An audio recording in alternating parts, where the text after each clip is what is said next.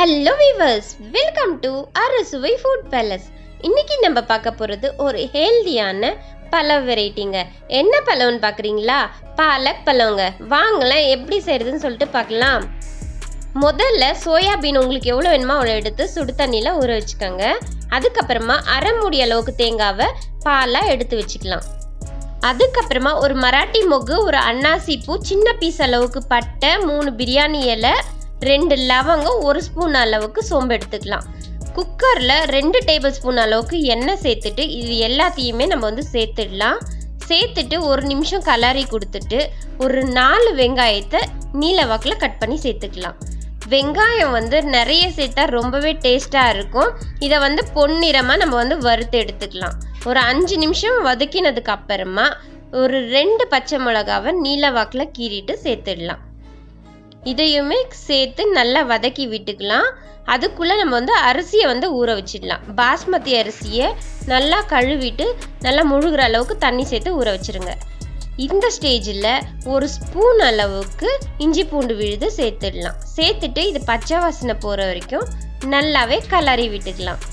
பாலக் பழம் சேர்த்துக்கு நம்ம பாலக் பியூரி ரெடி பண்ணிக்கணும். அதுக்கு சுத்தமான பாலக்கீரை எடுத்து சுடு தண்ணியில் போட்டுட்டு ஒரு சிட்டிகை அளவுக்கு சர்க்கரை சேர்த்து 1 நிமிஷம் போல் கொதிக்க வச்சுட்டு ஆஃப் பண்ணிடலாம். அதுக்கப்புறம் கீரையை மட்டும் எடுத்து நைஸாக அரைச்சிட்டு ஒரு கடாயில் 1 டேபிள் ஸ்பூன் அளவுக்கு நெய் சேர்த்துட்டு சின்னதாக கட் பண்ண பூண்டு, அதுக்கப்புறம் 1 டீஸ்பூன் அளவுக்கு சீரகம் சேர்த்துட்டு இந்த அரைச்ச விழுதியும் சேர்த்து நெய் தெளிகிற வரைக்கும் நல்லா வதக்கி விட்டு எடுத்துக்கலாம்.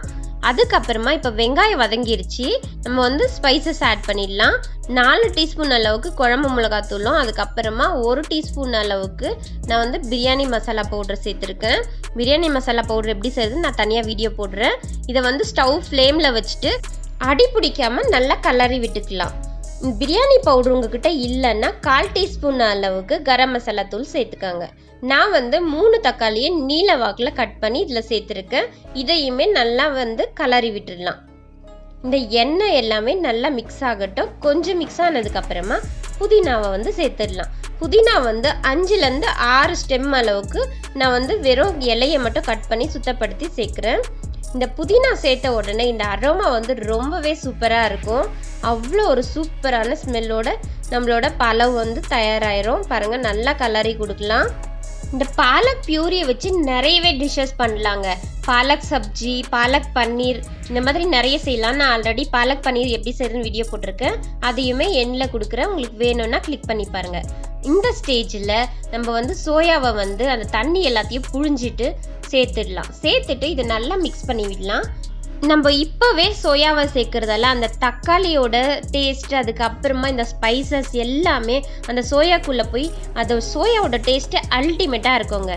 அதுக்கப்புறம் 1 டேபிள் ஸ்பூன் அளவுக்கு தயிர் சேர்த்து இதை நல்லா கலரி விட்டுடலாம்.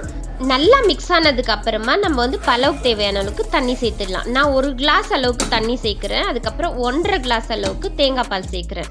அதுக்கப்புறமா நம்ம ஆல்ரெடி ரெடி பண்ணி வச்சுருந்த பாலக் பியூரியை 1 கப் அளவுக்கு சேர்க்குறேன். சேர்த்துட்டு அதுலேயே கொஞ்சம் அரை கிளாஸ் அளவுக்கு தண்ணி சேர்த்துட்டு அதையுமே இதில் மிக்ஸ் பண்ணிடலாம். ஸோ டோட்டலாக 3 கிளாஸ் அளவுக்கு தண்ணி ஆயிடுச்சு. இது எல்லாமே நம்ம கணக்கு பண்ணணும். அப்போ தான் நம்மளுக்கு பிரியாணி குழையாமல் இருக்கும். இது எல்லாமே நல்லா மிக்ஸ் பண்ணிவிட்டு நம்ம இந்த ஸ்டேஜில் அரிசியை சேர்த்துடலாம். எப்பயுமே பாஸ்மதி அரிசியை நம்ம ஊற வச்சு யூஸ் பண்ணும் போது 1 கிளாஸ் அரிசிக்கு 1.5 கிளாஸ் அளவுக்கு தண்ணி நம்ம கணக்கு பண்ணிக்கணும். இது தண்ணி, தயிர் எல்லாமே சேர்த்து நம்ம கணக்கு பண்ணணும். இந்த ஸ்டேஜில் நான் 1 டீஸ்பூன் அளவுக்கு கல்லுப்பு சேர்க்குறேன். இதை சேர்த்துட்டு நல்லா கலரி கொடுக்குறேன். நான் 2 கிளாஸ் அரிசிக்கு 3 கிளாஸ் அளவுக்கு தண்ணி மிக்ஸ் பண்ணியிருக்கேன்.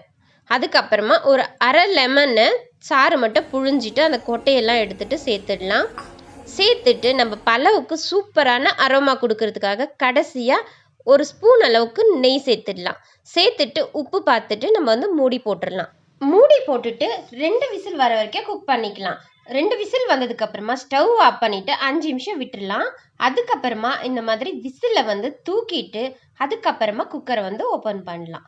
பாருங்களேன், நம்மளோட பழம் செம்மையாக தயாராக இருக்குன்னு சொல்லிட்டு எவ்வளோ அழகாக உதிரியாக இருக்குது இல்லைங்களா? கொஞ்சம் கூட குழையவே இல்லை. இதனால தான் தண்ணி கரெக்டான அளவு எடுக்க சொன்னது. இதை எல்லாத்தையும் நல்லா கலரிட்டு நம்ம சர்வ் பண்ண ஆரம்பிச்சிடலாம். இதுக்கு ரொம்பவே சூப்பராக ஒரு காம்பினேஷனாக நான் இன்னைக்கு கடலக்காய் சட்னியை வந்து சர்வ் பண்ணுறேன்.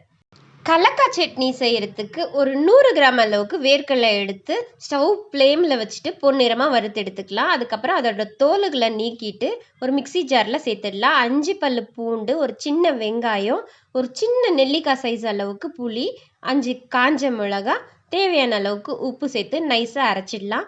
அதுக்கப்புறமா உங்களுக்கு வேணும்னா தாளிச்சிக்கங்க, தாளிச்சிட்டு சர்வ் பண்ணுங்கள். அப்படி இல்லைன்னா அப்படியே சர்வ் பண்ணலாம். இந்த சட்னி இட்லிக்கு, களிக்கு இது எல்லாத்துக்குமே ரொம்ப சூப்பராக காம்பினேஷனாக இருக்கும். இந்த வீடியோ உங்களுக்கு பிடிச்சிருக்கும்னு நினைக்கிறேன். இந்த பலவு செஞ்சு பார்த்துட்டு எப்படி இருந்துச்சுன்னு கமெண்ட்டில் சொல்லுங்கள். இந்த வீடியோ உங்களுக்கு பிடிச்சிருந்தா லைக் பண்ணுங்கள், ஷேர் பண்ணுங்கள். அண்ட் மறக்காமல் அறுசுவை ஃபுட் பேலஸ்க்கு சப்ஸ்கிரைப் பண்ணுங்கள். அறுசுவை மனதில் நிலைக்கட்டும்.